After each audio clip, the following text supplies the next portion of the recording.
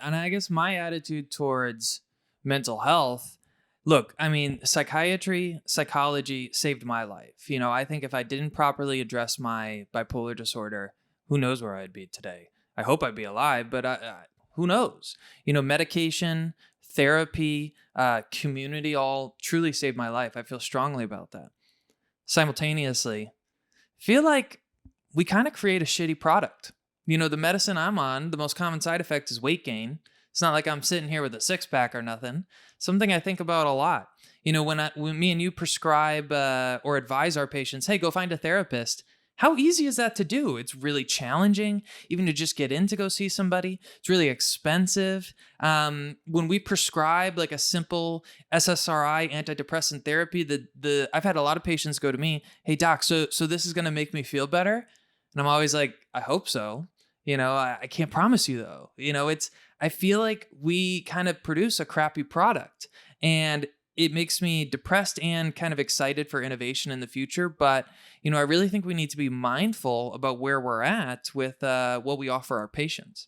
I would argue that it's an incomplete product because, I mean, crappy. I guess you could think of it as crappy because none of the modalities that we offer, especially in terms of the medications that we prescribe, I mean, these are magic pills. You're not going to take a pill of Lexapro and suddenly feel like you're over the moon.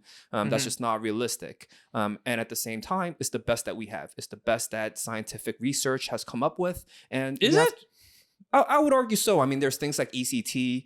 Of course, there's things that, like they're talking about psychedelics, even ketamine drips. But for, a first line intervention, right? A person coming in to see you for the first time, they're depressed for the first time in their life. We're not sending this individual to get ECT immediately. That's something that's reserved for down the line. And so as far as first line treatment goes, I mean, SSRIs are the most commonly used modality, right? And at the same time, I think there's sort of this expectation that sometimes patients may have that this is a magical solution and this is the answer to all their problems. So that's what I mean when I say incomplete product, because we recognize that SSRIs are not going to be the final answer. Like, for example, in an individual who's waking up at noon every day, doesn't have a job, their family life is a mess, their finances are a mess, right? What is an SSRI going to do? And I think we need to maybe do a better job as clinicians directing that patient to the appropriate resources to kind of get the other things in life in order so that it can help augment that SSRI therapy. Look, Logan, this is how I describe SSRI therapy to my patients, right? This is something that's going to help you to feel better and get you to the point where you're able to take action so that you can start to build some more positive momentum in your life.